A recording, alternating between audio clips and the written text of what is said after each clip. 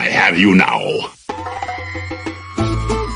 They want to mess with my droid. They're going to pay for it. This is the way. You may fire when ready. Blow that piece of junk out of the sky! The way you're fighting, you wouldn't have lasted long. Hello there. Kenobi! The ability to speak does not make you intelligent. The Bad Batch is back, baby. We've gotten to see 4 episodes of Season 2 of The Bad Batch so far. We've gotten to get back with our boys. We've gotten to see Clone Force 99 in action. Omega, Hunter, Tech, Echo, Wrecker, all of them put together. We've even gotten to see Crosshair. Some old faces from Revenge of the Sith have shown up. And it's been a good and wild ride so far. We are a quarter of the way through the season. And we are excited to talk to you about these first 4 episodes and, give you guys our opinions and commentary. With the first 4 episodes, there's some good and some bad. There's some things we like, things we didn't like. We're going to hit on all of those. And I've got my co-host, Colin, here. Got General Grievous's golfing buddy, Colin Archer, with us. And so, Colin, I want to know, how did you feel about being back on Sereno for our first 2 episodes, getting to see Count Dooku's homeworld after his death? Boy, wasn't that something? Constantly you're surprised by things you didn't think of. Yeah, Count Dooku's dead. General Grievous is gone. I mean, this isn't a year later. It's a couple days. It's within weeks, right? There's all no. This is a year and a half later. This is a year and a half, I believe, after Order 66. Okay, good.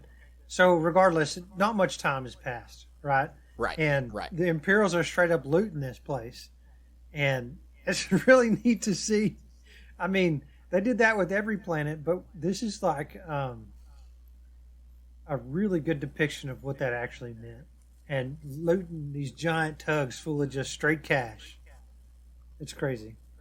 Yeah, it's an important visual for us to see. Obviously, The Bad Batch as a show, as a whole, is us in the very early days of the Empire, seeing how the Empire conducted business.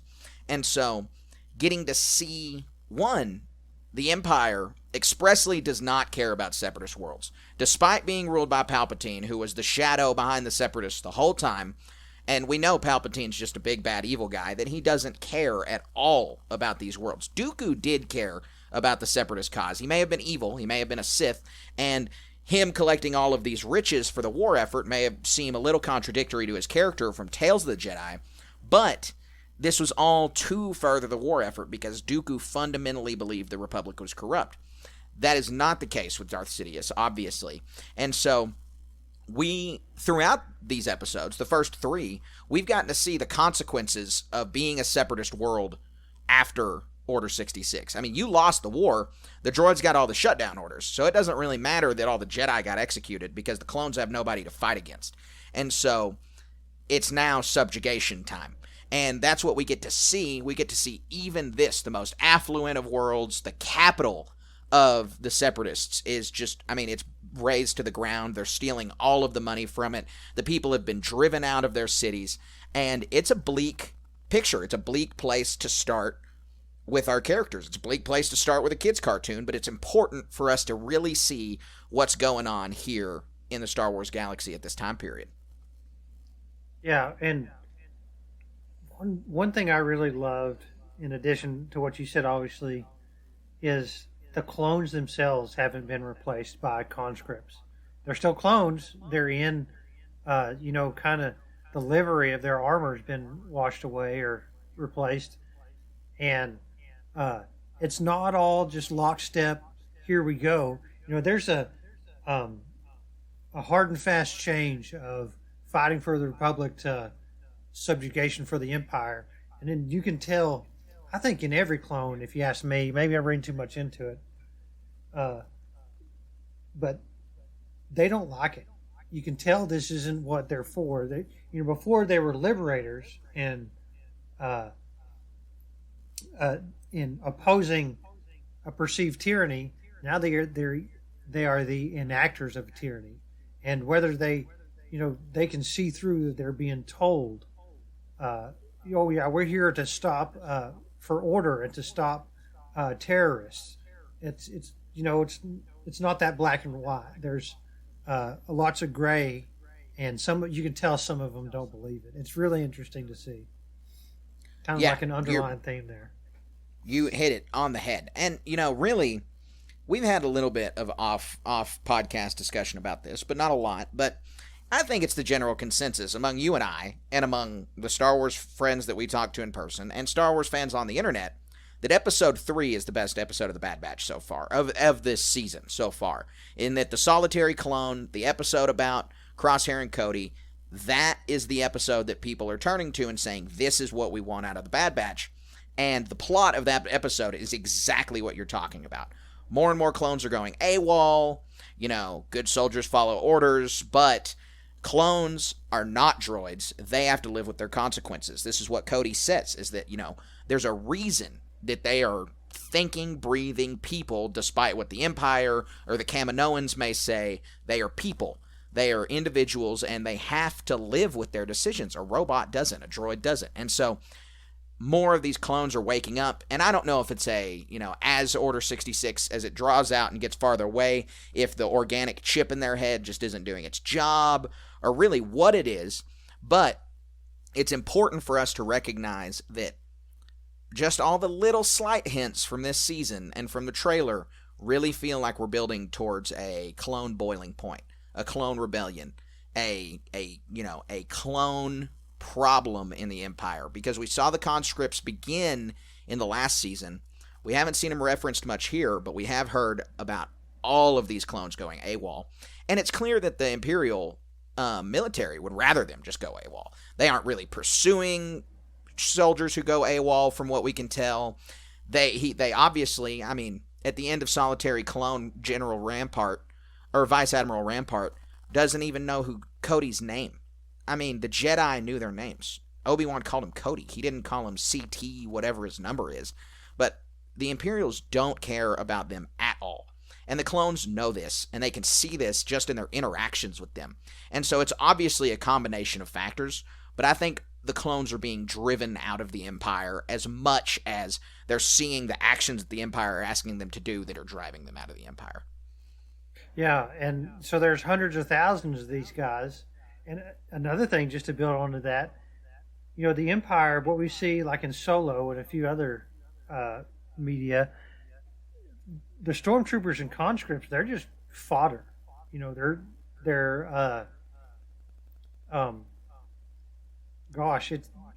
barely even thoughts to some of the Imperial officer corps, right? They're a means to an end. They're not even the conscripts aren't human to them in their minds. And so, you hit the nail on the head that opposing viewpoints there has to be really wearing on them. It's crazy. I absolutely think so. Yeah. To move on a little bit, in this season, Bad Batch season 1, the Omega character kind of grew on you. She came into her own a little bit, and we get to see a lot more of this same stuff. She's already established at the start of the season here. She's not a new entity, and but she's still a child compared to these battle-hardened clones. And not only just battle-hardened, but special somehow. Or not somehow. Special due to their... they're augmented. I was going to say genetic defects, but that's not it either. Exactly like you said, augmented. She's got her own augment. And is it fair to say we don't know exactly what her augment is? Outside of being female, obviously. But there's got to be more to it than that. From what we've seen, and I think a little bit of the hints from season 1 and what we've seen so far is that Omega may have some aptitude in most of the areas that the Bad Batch has aptitude in. Like, she has a little bit of Hunter's tracking skills and picking things up. She has some of Tech's knowledge. She might not have some of Wrecker's strength, but I think she has his aptitude for explosives. I think she is just a kind of generalist, but a little bit augmented in all categories from what we've seen, at least. And so you're exactly right that Omega is here with the clones, and they're her family. They're her brothers. Hunter's her stand-in father, obviously. And so this dynamic has been expanded upon in these episodes where they're still teaching Omega lessons. And really, Omega is the lesson foil. We can't forget that this show is still targeted for kids, maybe older kids, but still kids. And so there's a lesson in a lot of the episodes, and some of the action may seem a little more kid-friendly. Or really, one of the things that I thought was really awesome, I liked this dialogue, and I don't think that if this were shot in live action, they would have had dialogue like this. Let's say everything's the exact same except it's live action. They may not have had dialogue like this, but I think it's good dialogue, is that Tech and the gentleman that they meet on Sereno, whom I cannot remember his name right now, are having a... Omar, yes, thank you. Romar, starts with an R. Romar. And so they're having a conversation, and Tech says, this is a separatist history storage. It's basically a book about separatist history. And he says, no, it's not. This is Serenian. It's Sereno history. We are not just separatists. They're not defined by their planet's political allegiance for, 4 years. I mean, it wasn't very long that Sereno was separatist. I mean, it's been around a lot longer than that. And that's why I say I don't think Tech would have dialogue. This seems like more of a Wrecker comment, that obviously Tech understands the broader history of this planet. But it's a really good entry into the universe. It's a really good lesson to put in there, and it really shows us that, the clones need to understand the perspective of the separatists, and that the separatists were not wholly evil, especially as individuals, and especially as individual planets. Dooku, Grievous, Sidious, the droids, most of the separatist generals we see, evil. Wat Tambor, the Trade Federation, the Banking Clan, they're all evil. But the individual worlds that joined the separatist cause in this were not evil, and I think that that's an important message that we've seen weaved throughout these episodes so far. We've seen it in 3 of the 4 episodes we've seen, and I think that was an important theme for them to touch on, but that it did feel a little more kiddie. Right.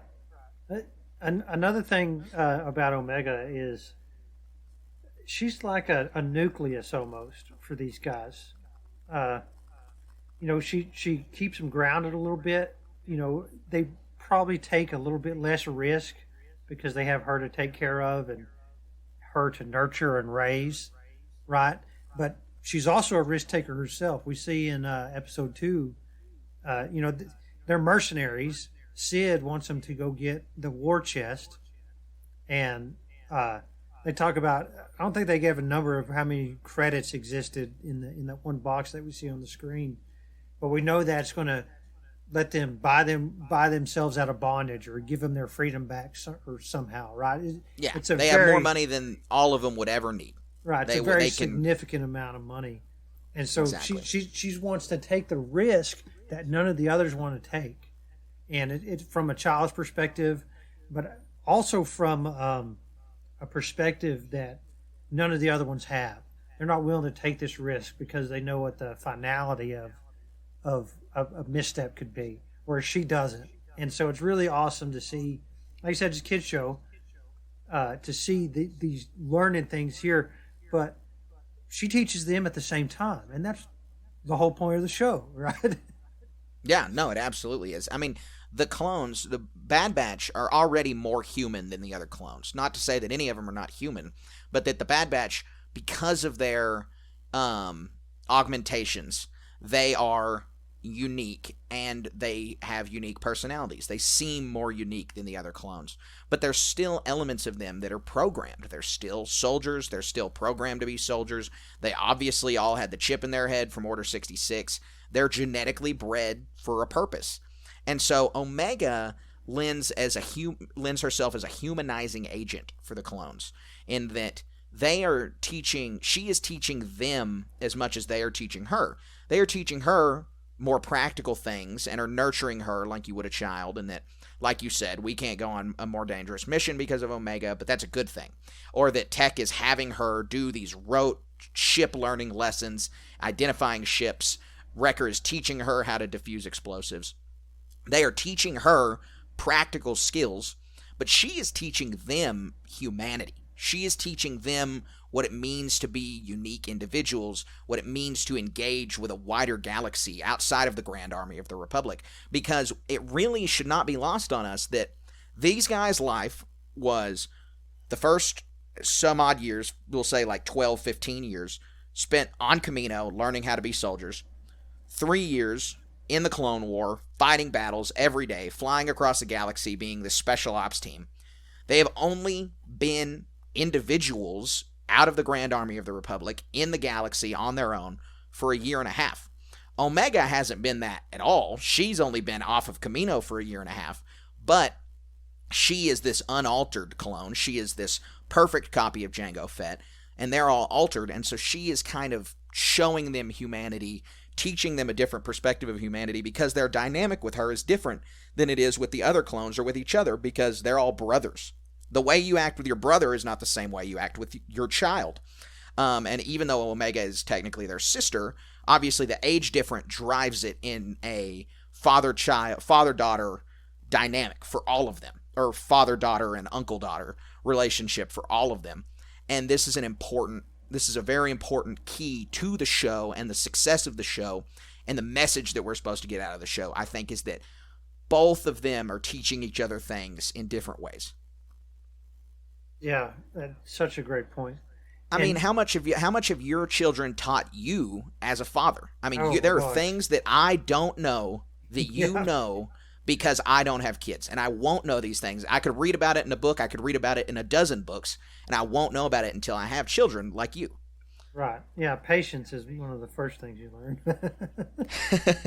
Yeah, I bet you too. Yeah, so you brought up they're still soldiers, and they're augmented. And I think that's a good segue to talk about the solitary clone.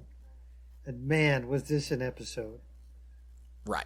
Goodness it was gracious. I mean, it was a stellar episode. There's so many deep themes in this thing that we could do a whole podcast just on this one, but probably don't need to a little bit. But man,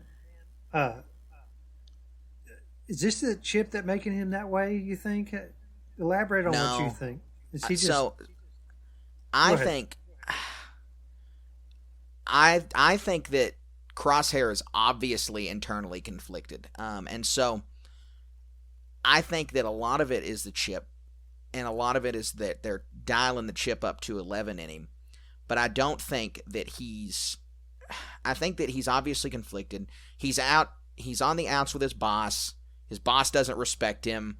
The only guy that he knew in the entire military that still liked him just went AWOL at the end of Solitary Clone.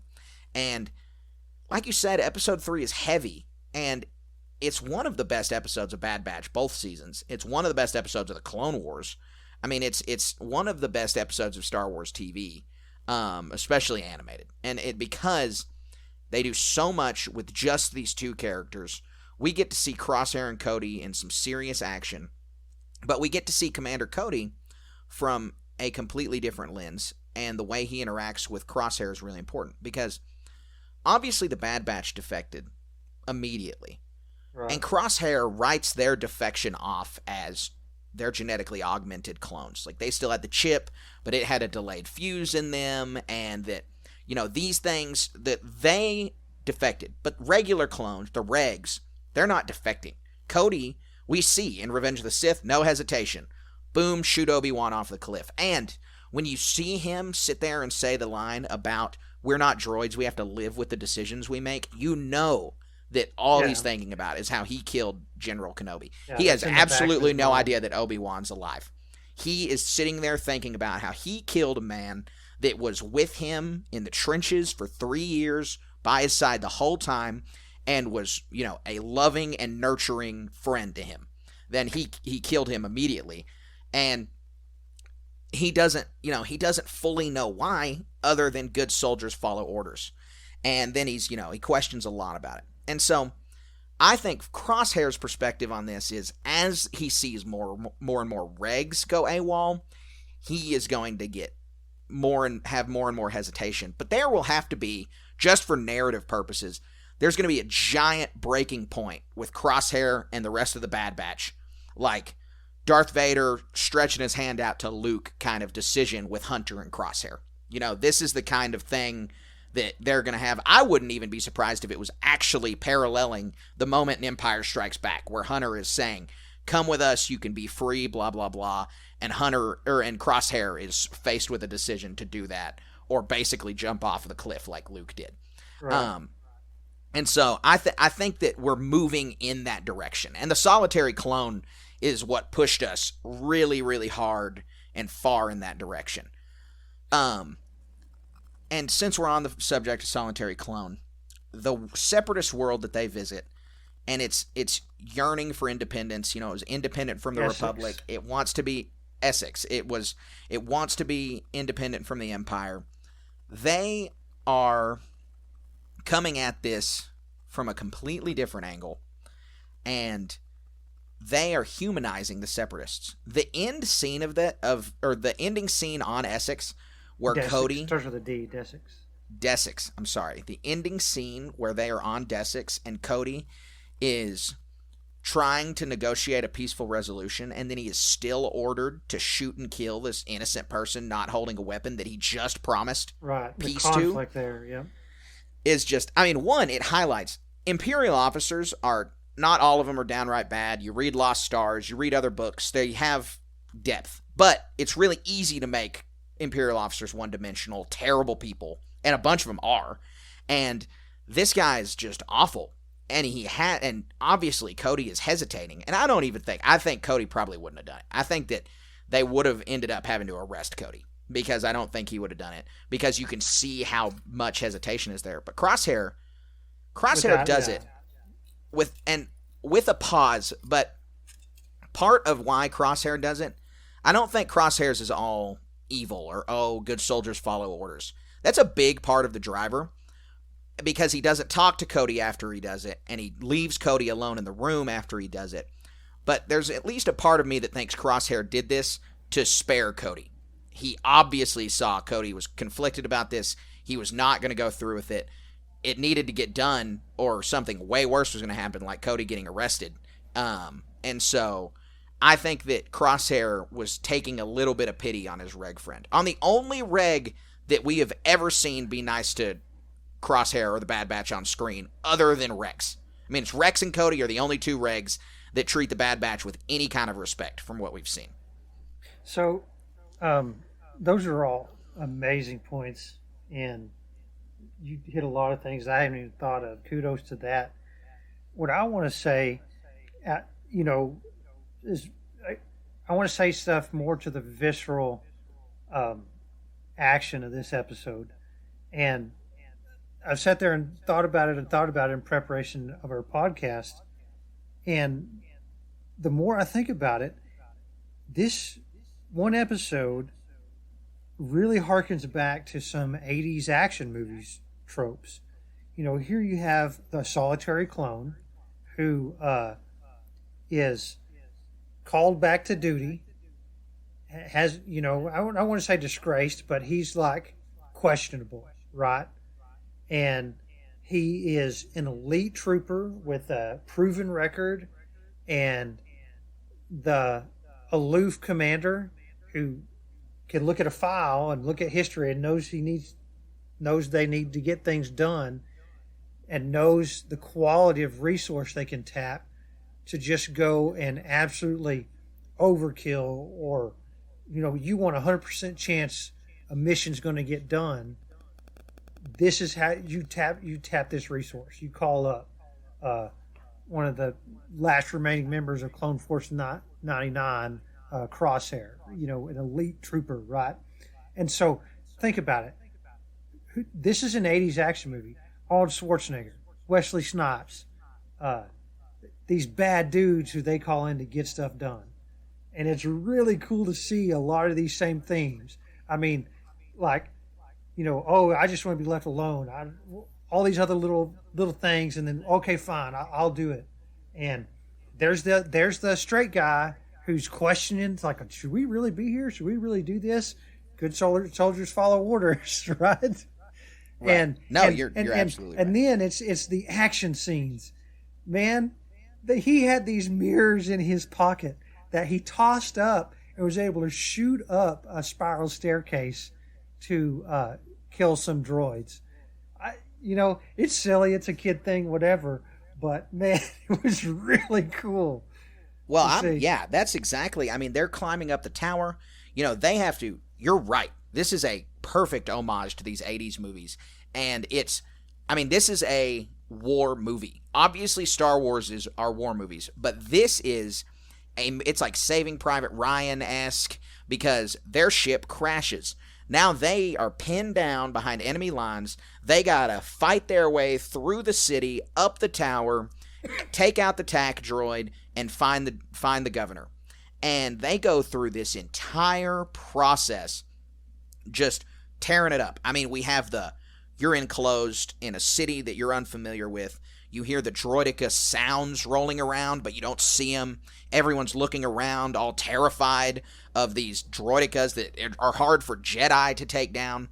I mean, it is awesome. Just the suspense that they're able to build in that small moment.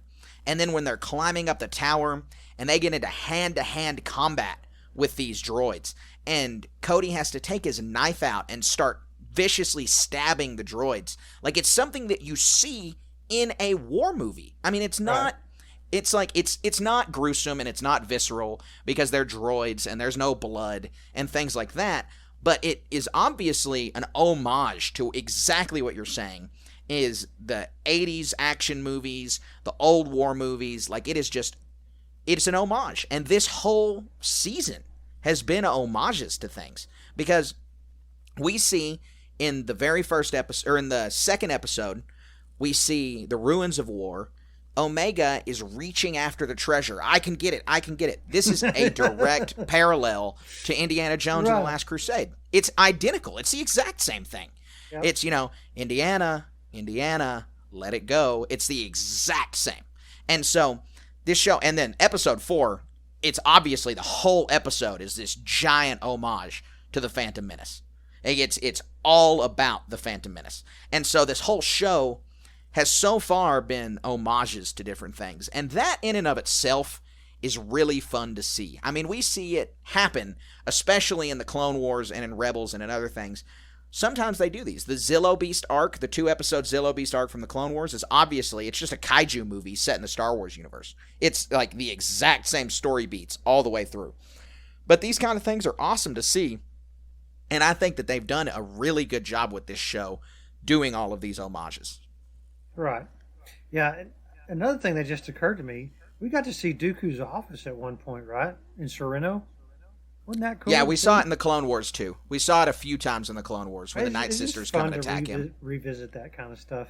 It is. Well, it's great to see it in different eras, and great to see what is up with Sereno after Dooku got executed. Like, this is obviously a small question, but it's still an important one. I mean, he was their leader.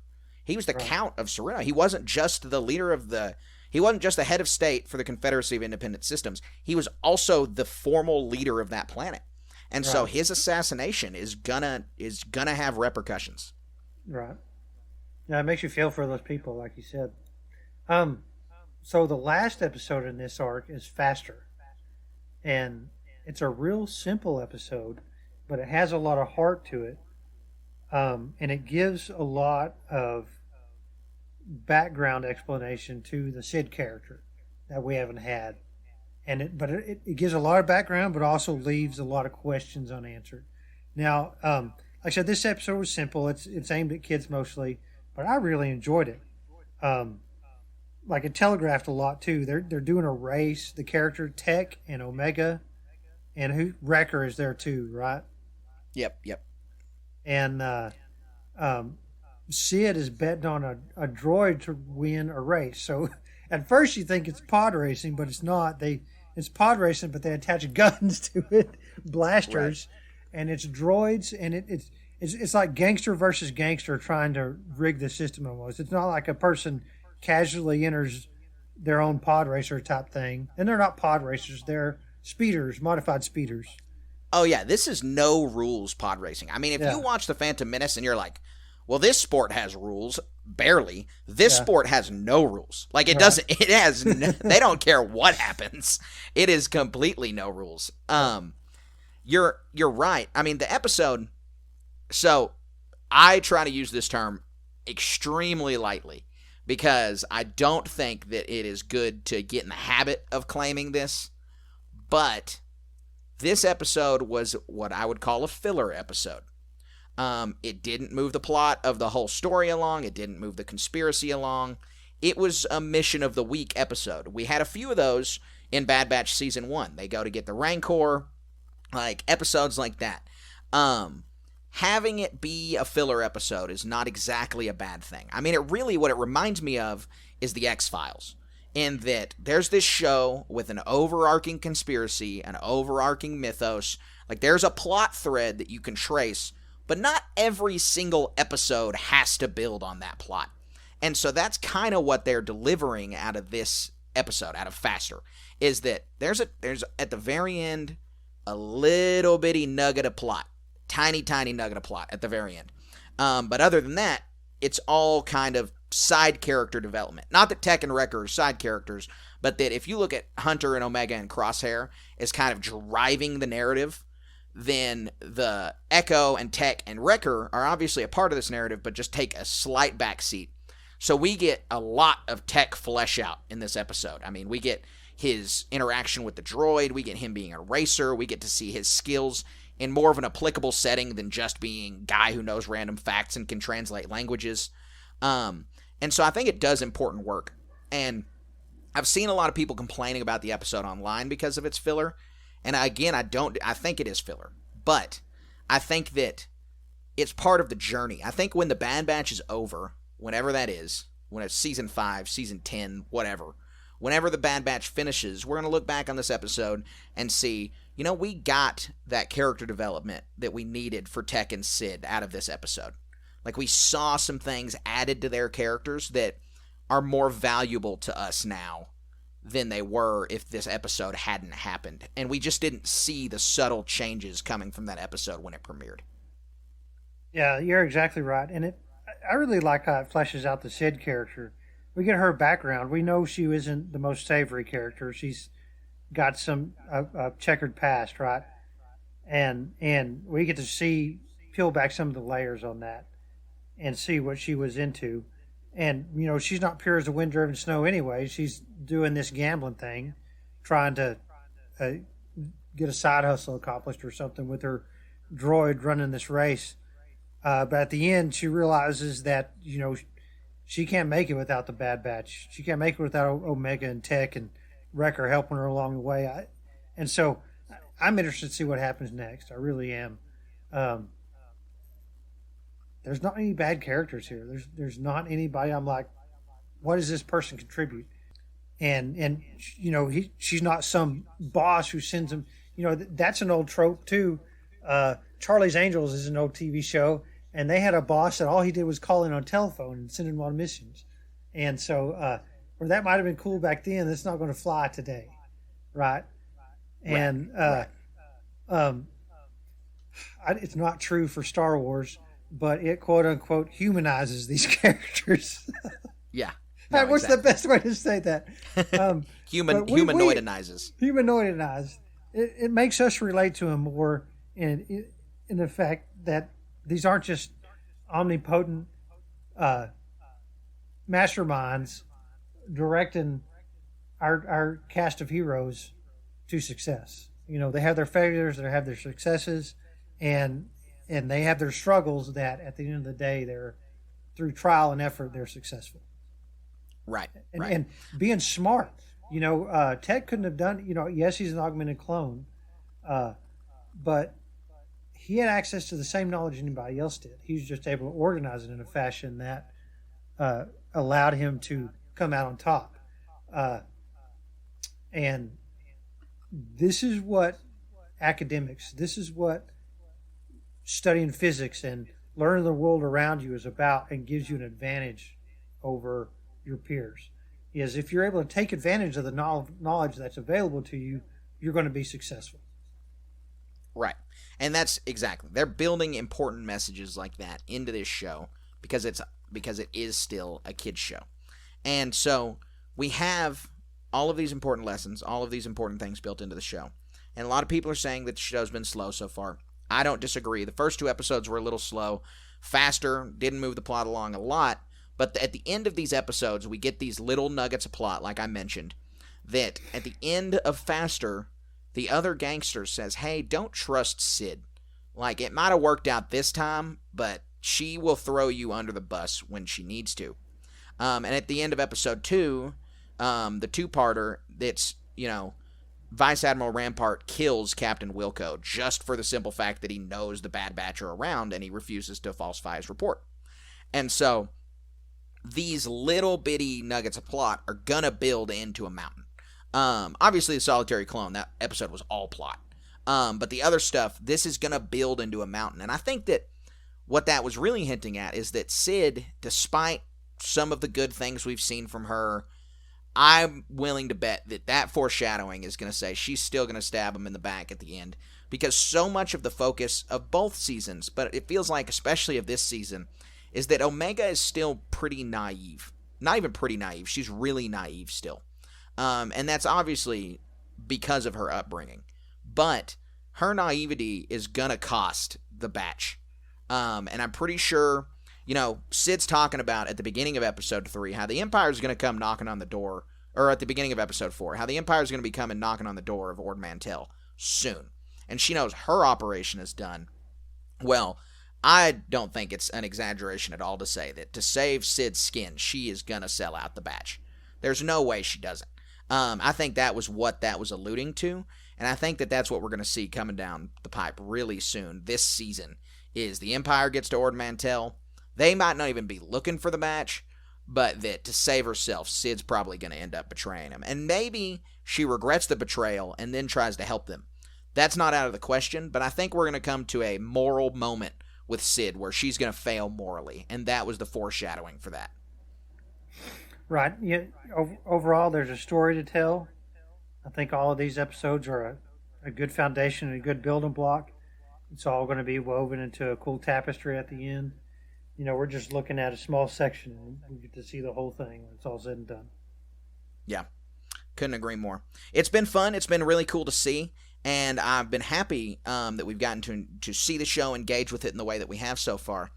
And so it's been great. I've enjoyed the Bad Batch, and we have a lot more Bad Batch to go. We've got 12 more episodes. We'll do 3 more of these shows where we record. We're doing the Bad Batch in groups, so we're doing it in groups of 4 for the episodes. It's a little too much to be doing it once a week, especially when The Mandalorian comes out, because we're live action guys. We want to see Star Wars as it's intended, and that means that we want to see The Mandalorian. And so to be able to give you guys all of our coverage, all of our content, we're going to be spending time doing the Bad Batch in chunks, which I think, at least just from recording this episode, I think is going to work out well, because I think it lets us talk more about themes and less about individual episodes, because, I got to tell you guys, I can't imagine doing a scene-by-scene of Faster with you. Yeah. It's a lot of, oh man, that droid looked cool, and oh man, that droid looked cool. I can't do the scene-by-scene on Faster. So I think that this format's going to let us kind of deliver this to you guys in a more digestible way. Yeah. It's a great way to do these episodes. I'm looking forward to what else comes out on the Bad Batch. There's how many episodes left? 9? 12 left? No, we got 12 left. Left. That's great. So yeah, we've got a lot going on. It's so much fun to be back in the Star Wars universe, just to hear the sounds of speeders and the doors open and close and the mouse droids. I love it so much. I know we say this all the time, guys, but it's really, really just always good to get back into the Star Wars saddle, but just after a couple months. And we are so spoiled because that just wasn't the case for most of people being Star Wars fans' time. It's just you didn't get content like this at the rate and the speed that we're getting it. And so it's really, we can't take it for granted. And it is nice to already be back in the Star Wars saddle. And with Andor, I loved Andor. Everybody knows I loved Andor. You go back and listen to our podcasts about Andor. I loved it. But it's nice to get back to the classic Star Wars music, the classic Star Wars sounds, a little more lighthearted, adventure-y feel, because every episode of Andor was heavy. I mean, I felt like I had to watch it with a couple glasses of scotch because of how heavy it was. So now I get to sit with my juice box and watch The Bad Batch, and it's a lot more fun. And so I think that it's been nice, like you said, to kind of get this Star Wars refresh and get back going. Because but the next few months are going to be Star Wars heavy. We've got The Bad Batch. We've got Mando. We've got the Ahsoka rumors that it's coming out in March. We've got Jedi Survivor. It's going to be a lot of fun. You guys need to definitely be making sure you're up to date with all of our socials, that you're following the Instagram page for the latest memes. Get on the Discord. We talk about The Bad Batch every 4 episodes in our podcast. But if you really want to get our immediate reactions, immediate takes, immediate discussion about these episodes, hop in the Discord. Because after every Bad Batch episode, we're going to be talking about it. We're texting each other. We're going to be talking about, what did you think of Faster? What did you think of this? And so definitely get in our Discord. You can find all of these links in the bio of our Instagram. And we appreciate the support for all you guys joining in the first place. The Discord is a great resource to help us connect with everybody. Log in. Let's get some talk going on. Yeah, absolutely. That being said, I think that wraps up our Bad Batch commentary for Season 2, Episodes 1 through 4. And now we're going to move into our HoloNet news segment. You made the HoloNet. So, Colin, the very first piece of news that we have to talk about today is some exciting celebratory news and something that I was really surprised to see when the headline came across is that Skeleton Crew's filming officially wrapped. That is astounding to me because I knew Skeleton Crew was filming, but that's it. I still barely know anything about the show. We didn't see any leaks from filming. I mean, we saw leaks from Mandalorian Season 3. We saw leaks from Andor. We've seen tons of leaks from The Acolyte. We've seen leaks from Ahsoka. But we didn't see any leaks from Skeleton Crew. And that really surprises me that they were able to keep this thing so locked tight that they're done with filming now. I mean, it's pretty impressive to me. Yeah, I can't wait to see what it... I mean, we know Jude Law is going to be in it, right? And some younger child actors. I think we talked about that before. Man, that's going to be something. No leaks. That's weird. That's strange. Isn't it? I mean, it really is. Because, again, by the time that a show wraps filming, we've usually got a decent idea what it's going to be about. We've got a decent idea about where we're headed. We might even have an official description or a little bit of official photography out. And we have nothing about Skeleton Crew. I mean, we've got rumors, we've got director names, and we've got the logo. And that's really it. And again, that's really impressive to be able to do in the 21st century. And so I think that this show may be, I'm going to say now, I didn't say it about Andor, and I should have. I'll say right now, maybe the sleeper hit of 2023. Maybe the standout Star Wars favorite of 2023. Because it's always the stuff that surprises you that people love the most. Right. Yeah, that's a good point. Backed up by Jude Law. He's a phenomenal actor. Yes, absolutely. The next little piece of news I have is also, it's just going to make you feel so great. Because we have this discussion all the time with each other, with people, is that Star Wars belongs in the theater. You should be sitting down in a theater chair, giant screen, seeing the words scroll across space. And this next news report is from CBR.com, and that is that Disney has mapped out the Star Wars movies through 2027, and we have 2 dates on the calendar. They're hard dates, 25 and 27. Man, I am ecstatic. It's long. It's far away. But 25 is only 2 years away. But I'm sure that there's only 2 times Star Wars movies are gonna come out: May and December. And so, if it's May, it's about a year and a half, or it's about 2.5 years away. If it's December, it's basically 3 years away. But I'm happy to finally have some firm dates on the calendar.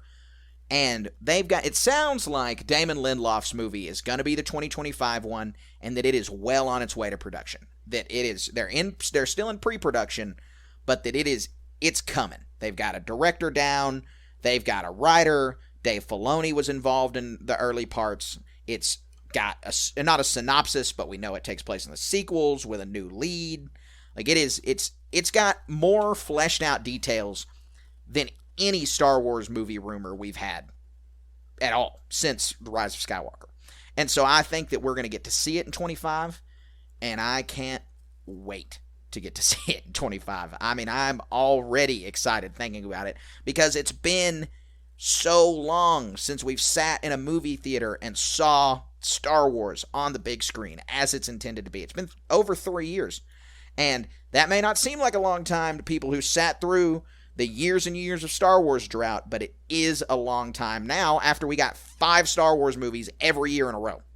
And so I'm ready to see it back in the theater. Yeah, and for those who don't know, Damon Lindelof wrote the Lost TV show, Prometheus, which I really loved. He's got a lot of quality credits to him. Star Trek he recently Into Darkness, wrote HBO's The Watchmen also. Yeah, which was pretty successful, I heard. I didn't see it. I've seen the old Watchmen movie, but I've heard that the HBO series was a good homage to the comics and was a great show. And so that's good. I had fun watching that. Yeah, so this one's going to be a banger. I can tell you right now. Yes, it is. Our next little piece of news for you is that Ewan McGregor, last week we gave you a little bit of his comments about his experience in Obi-Wan. Well, he's since done another interview where now he's saying he wants to come back, and he hopes that he's coming back. That doesn't mean Obi-Wan Season 2, and honestly, I hope it doesn't mean Obi-Wan Season 2, but I'm always happy to see Ewan come back. With the de-aging technology, there's no reason we couldn't get something between The Phantom Menace and Attack of the Clones, or there's no reason we can't see some live-action Clone Wars stuff. There's a lot of wiggle room for Ewan to reprise the role, and I'm happy. I'd be happy to see it. I would love to be able to see that. The Brotherhood novel that we read, set between, or right after Attack of the Clones, immediately after. I mean, I don't want to see that adapted into live action, because we already have the story, and I think that Mike Chen did a wonderful job. But a similar story, I wouldn't be against it at all. I would love to see a similar story. What if you and colored his hair white and did some old man Kenobi? Yeah, no, that would be where we start to step into the territory of Obi-Wan Season 2. And I'm not against it, but again, I mean, he can't face Vader again. There's no way he can't face Vader again. And so he has to, what's the adventure? What if he had interaction with Ahsoka? Oh, yeah. See that? Okay, yeah. See, there is room. You've got your thinking cap on. I'm not thinking creatively enough. But yeah, the Fallen Order guy, man. Cal Kestis. Yeah, wouldn't that be? Yeah, because the new game takes place alongside when the first season of Obi-Wan Kenobi is taking place, and so it's ripe for it. Heck, Grogu, for that matter. Everything's on the table here. Yeah. And I'm happy to hear this because I do want to see more Ewan. And I'm happy that the reception of the Obi-Wan Kenobi series did not tarnish it again for him. Because, the reception of the prequels tarnished it for these actors for a little while until they saw a resurgence in popularity. And Obi-Wan Kenobi was a mixed bag. There were some bad reviews for it. It won awards. It won Saturns, which is, no small feat. So I'm just happy that Ewan's focusing on the positive for that and wants to come back. And that Hayden, I think, does too. I don't know if that's officially interviewed or if I've just heard rumors about that, but I'm happy that these guys' experience was not tainted yet again. Because, that happens way too often with Star Wars, that the actors don't want to come back because of how fans treat them. Yeah, but that's a shame. It is a shame. But for our final piece of news, this one was surprising to me. This one's a little older. I think this may be, by the time that people are hearing this, maybe 2 weeks old now. But it is important nonetheless. And it's going to please some fans for sure. And I think it's probably a good thing. But that Filoni and Favreau will not be directing an episode of Mandalorian Season 3. They wrote them, but neither of them has a directorial role for the show this season. The way they've handled The Mandalorian and the Book of Boba Fett, and Andor, all the Star Wars TV shows, is that, except Obi-Wan, is that they've had these rotating directors, and that someone comes in and directs, and it's given us a little bit different tones in the episodes, and it's been good. And so letting in new directors is not a problem for me. I'm happy that they're doing it. Filoni's got a ton on his plate with Tales of the Jedi and The Bad Batch and Ahsoka and Favreau. I mean, he's writing all the time. And so not having them at the helm for season 3 and just being producers and writers is a decision that I am surprisingly okay with. Yeah, we don't get younger, and Star Wars and a lot of the Disney IPs that they own now, they need up and comers, and so this is how you find out. You can't just be Johnny off the street and go direct a TV show, especially something the likes of Mando that has so much weight behind it. But this is how you find out who your leaders are and who your movers and shakers are. And, nowadays everything is rated. Everything has metrics behind it, especially you can see how many people stream these episodes and at what times and whatnot. So I'm willing to bet money, with all the money and power Disney has, that they have the ability to dissect these things to a level where they're going to be able to find out if one of these directors is going to be somebody that they can really bank on. And it's a great idea. Yeah. No, it absolutely is. I mean, that's how they got Deborah Chow to do Obi-Wan, was she had previously directed an episode of The Mandalorian. And so it's good. I think they are always exploring and finding new talent, and letting more hands on Star Wars is a good thing. We can't just keep it isolated to these two. Even though they're writing really well, they're doing a bunch of good projects. We need to expand. We need to widen the bench, because the wider the bench, the more Star Wars they can make. Because if you've got 6 capable directors, you've got 6 good TV shows coming down the pipeline. If you've got 6 capable writers, you've got 6 good TV shows and movies being written. And so it's good to hear that there's more and more talent coming through the doors. And not every director is going to be a winner. There's some people who I have not liked their directorial choices on Star Wars, movies included. But it's good to see the variation. And with the Filoni and Favreau script, I have no doubt that we're still going to be pushing The Mandalorian in the right direction, even if there's the odd directorial choice every now and then. Yeah, great points. So that wraps up our HoloNet news segment, and it allows us to move into everyone's favorite segment, my favorite segment, your favorite segment, Star Wars Moment of the Week. Colin, what is your Star Wars Moment of the Week? So, Carter, I think this is going to floor you. I just got back from Las Vegas for a work trip. I know, poor me. And I stayed at the Caesars Palace, and we walked through the Venetian to go eat dinner a couple times. And they're like catty cornering to each other across the street. Well, attached to all these big giant hotels are big giant shopping malls, and we're not talking about like Hot Topic and little shops, but like big fancy name brand, fancy leather bags and clothes type shops. Well, in both of these happen to be a sports memorabilia / autograph store, and maybe you've been there to Vegas or seen these places, but littered on the walls of these things is mostly sports stuff of like jerseys and baseballs and footballs of like any sports star you can think of, from today going all the way back to, when professional sports starting to get big, of like big name autographs and stuff like that on jerseys and whatnot. Well, on the other side of the room is movies and TV shows. So, and what caught normally I ignore these spots because their prices are just too high out of my price range. But what caught my eye was a Stormtrooper helmet. And for one, I'm like, why would this place have Star Wars stuff? And so, you walk through the window and they had a bunch of stuff. Real prominent was Darth Vader stuff, Han Solo. But the prices of these things with like a David Prowse's signature on them, and they were like $1,500, $2,000. But Carter, the Carrie Fisher, anything that had Carrie Fisher's signature on it was $8,000 to $15,000 for these signatures. And that just blew my mind. And then I looked all over at this Stormtrooper helmet, wanted to see a price, until I saw that it had Kenny Baker's signature on it. I was too scared to ask for a price on that point because it didn't have one on there. And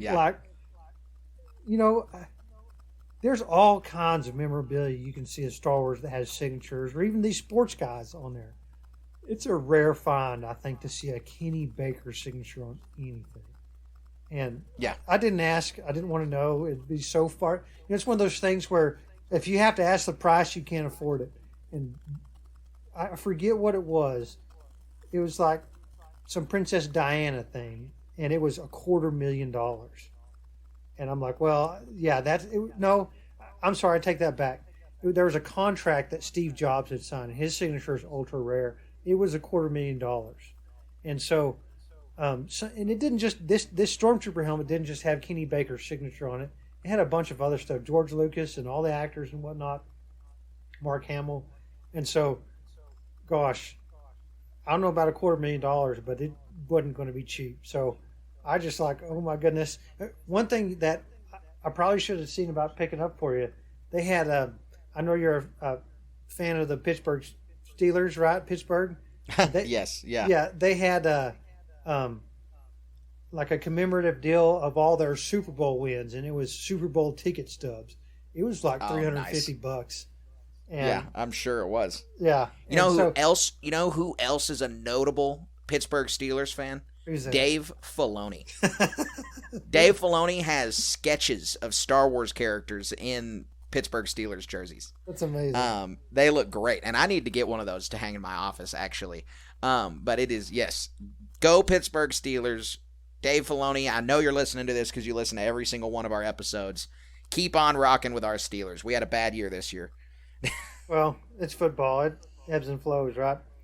But seeing these shops and seeing all this memorabilia was amazing. It's not something, we don't have anything like that where we live. We don't have anything like that where we live. These shops are few and far between, and they're in these casinos. They're fun to see.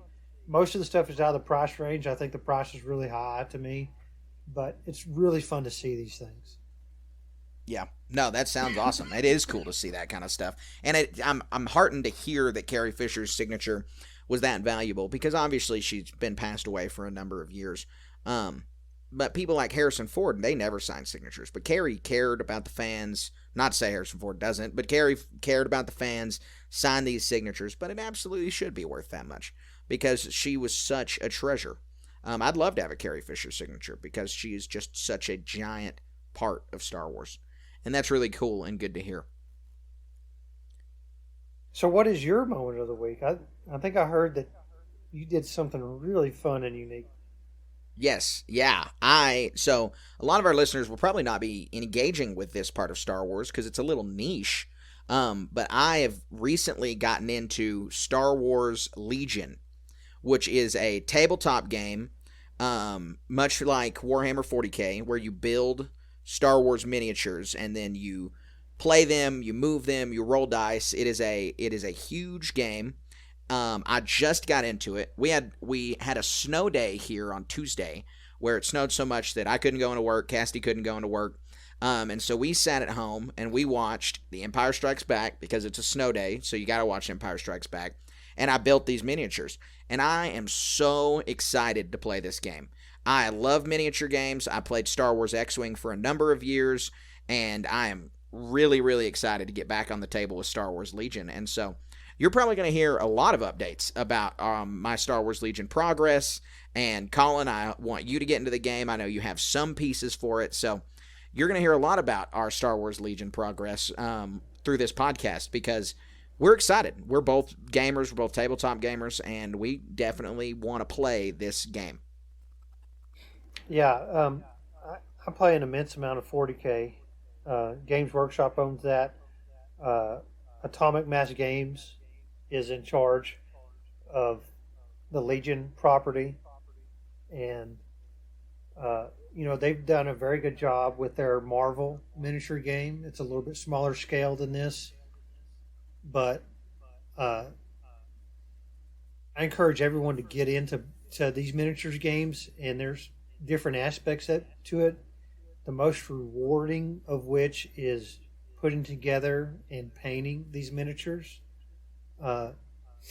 It's a custom, like every faction you can think of is in these games, and if you want to have your own faction of stormtroopers painted a certain way, well, you can do that. If you want to represent the rebel movement or the separatist movement or the Republic, any faction, you can paint them. It's so fun. It is a very deep well of things you can do on the tabletop that make it a very fun and rewarding experience. Yeah, no, I probably should have mentioned that I'm playing the Separatists, so I've painted my battle droids. I've got General Grievous as my commander, a few Magna Guards, and a few B2s and Droidicas, and so I'm really, really excited. I played the Rebel Alliance when we played X-Wing, and so I figured I'd dip myself into a different faction for this game, and it's going to be a lot of fun. I cannot wait to get these guys on the table, and you're right, the painting and model building was, going into it, the part that I loathed the most about it, because I love playing the game. I would just like to buy a bunch of painted and put together figures like X-Wing had. But I've already started to enjoy it much more. And so I'm going to continue to do it and continue to improve. I painted 9 to completion, and I have 20 more more than 20. I have about 30 more primed and ready to go. And so I'll be starting on their painting this evening, and I'll do it for a few days until I'm finished with those, and then I'll have 6 models left that I need to paint, that they need to be primed with a different color. Yeah, isn't it so much fun to paint those? Yeah, no, and it's relaxing, and you can do it while you're doing something else. So I just sit in the living room while Cassidy and I would normally be watching TV and paint while we're watching TV. And so it's been great. It's been a lot of fun. I'm very happy to get back into the gaming hobby. And so, like I said, guys, you're going to hear a lot of updates about Legion from us. But with that, I think that wraps up the podcast. We gave you guys our social plugs earlier. I'll give them to you again real quick. Follow us on Twitter at SW_station. You can find us on Instagram at StarWars.station. You can find us on YouTube at Star Wars Station. We've got our Discord link in the Instagram bio. We've got it in the bottom of every single podcast. We've got it in the bottom of every single YouTube video. So just find the link, click on it, join all of our socials. We want to hear from y'all. DM us. Anything. We love talking Star Wars. It's a huge part of our lives. It's in every aspect of our lives, basically. And so talk to us about any Star Wars thing that you want. We have a lot of really exciting stuff coming. We're going to be appearing at a couple conventions here soon. We've got some fun interviews that we are trying to plan out. And we've got The Mandalorian coming out. So please, guys, continue to stay tuned and be listening to the Star Wars Station. Yeah, thank you for listening. We always have a lot of fun doing this. There's a lot more coming down the pipe. Engage with us on Discord. Hopefully we'll stream when Fallen Order Jedi Survivor comes out. I need to tattoo it on my hand or something. I'll remember it. Yeah, thanks for listening, y'all. We appreciate it so much. Absolutely. Thank you guys very much, and may the Force be with you.